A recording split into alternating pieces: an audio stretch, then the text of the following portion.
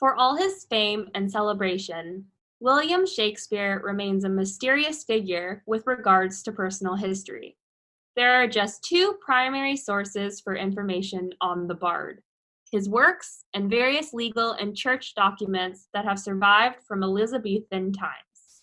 Naturally, there are many gaps in this body of information, which tells us little about Shakespeare the man.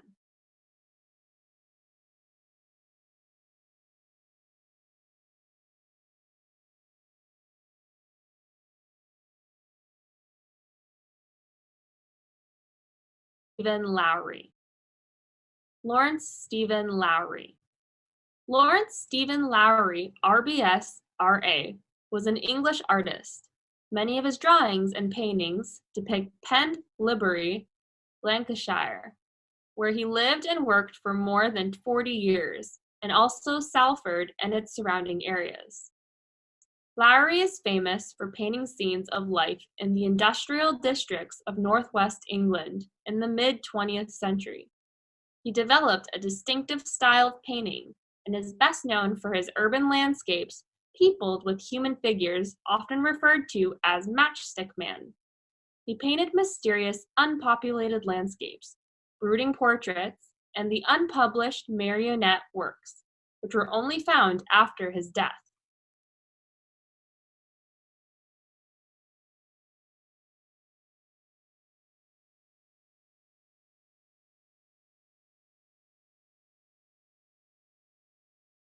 Animals. In animals, a movement is coordinated by a cluster of neurons in the spinal cord called the central patterns generator, CPG. Produces signals that drive muscles to contract rhythmically in a way that produces running or walking, depending on the pattern of pulses. A simple signal from the brain instructs the CPG to switch between different modes, such as going from a standstill to walking.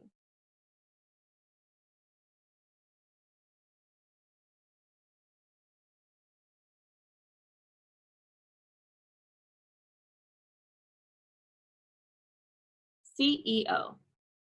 That brings us to the CEO's second duty, building everyone, or more accurately, building the senior team. All the executives report to the CEO, so it's the CEO's job to hire, fire, and manage the executive team. From coaching CEOs, I actually think this is the most important skill of all, because when a CEO hires an excellent senior team, that team can keep the company running. When a CEO hires a poor senior team, the CEO is up spending all of their time trying to do with the team, and not nearly enough time trying to do with other elements of their job. The senior team can, and often does, develop the strategy for the company, but ultimately, it's always the CEO who has the final go, no-go decision on strategy.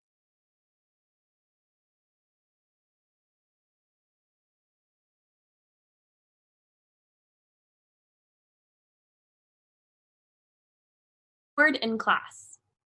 A majority of U.S. high school students say they get bored in class every day, and more than 1 out of 5 have considered dropping out, according to a survey released on Wednesday.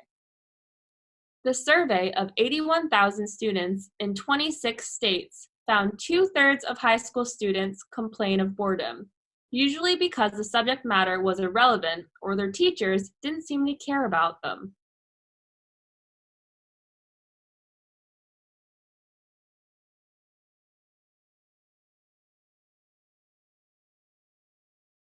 Barcode scanners.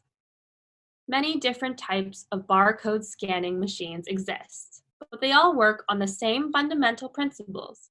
They all use the intensity of light reflected from a series of black and white stripes to tell a computer what code it is seeing. White stripes reflect light very well, while black stripes reflect hardly any light at all.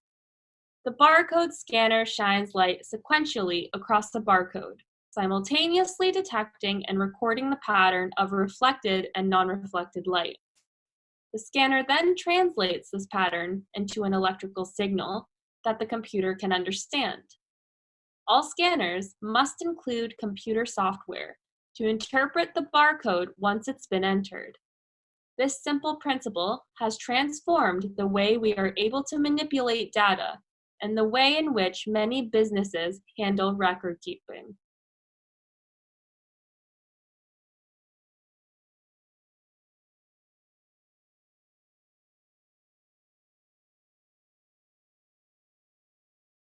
Integrated ticket. Well, in 2004, we integrated ticketing in Southeast Queensland. So we have introduced a paper ticket that allowed you to travel across all the three modes in Southeast Queensland. So bus, train, and ferry. And the second stage of integrated ticketing is the introduction of a smart card. And the smart card will enable people to store value, so to put value on the card, and then to use the card for traveling around the system.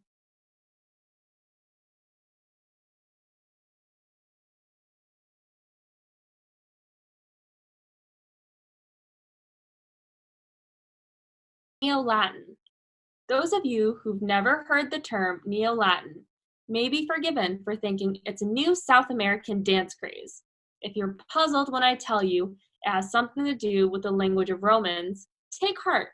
Over the years, many classes who have confessed they are not really sure what it is either. Some have assumed that they are so-called late Latin, written at the end of the Roman Empire. Others have supposed it must have something to do with the Middle Ages. Or perhaps it's that pseudo-Latin which my 5- and 7-year-old boys seem to have gleaned from the Harry Potter books, useful for spells and curses that they zip one another with makeshift paper ash ones. No, in fact, Neo-Latin is more or less the same as the Latin that was written in the ancient world, Classical Latin. So, what's so new about it?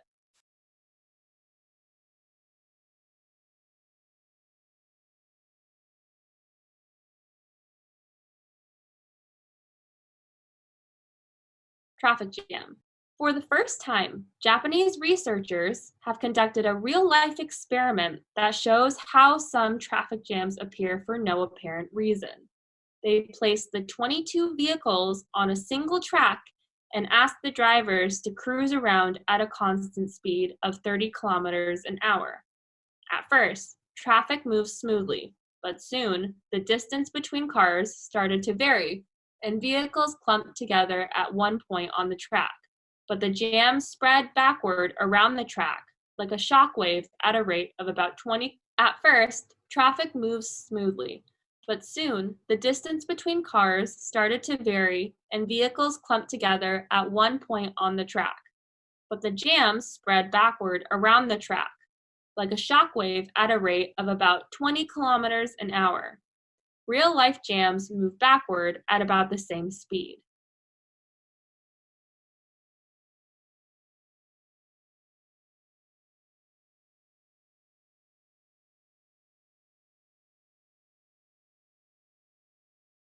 Than thought.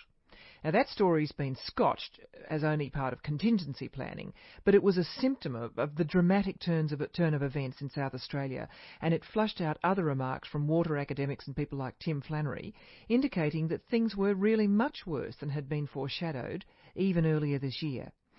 So is Adelaide, let alone some whole regions of South Australia, in serious bother, considering that the vast majority of its drinking water comes from the beleaguered Murray, something many of us outside the state may not have quite realised?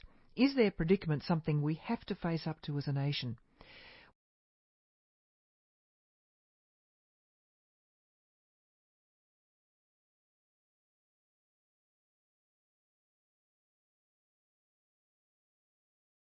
Patriotism. The effect of the first difference is, on the one hand, to refine and enlarge the public views by passing them through the medium of a chosen body of citizens, whose wisdom may best discern the true interest of their country, and whose patriotism and love of justice will be least likely to sacrifice it to temporary or partial considerations.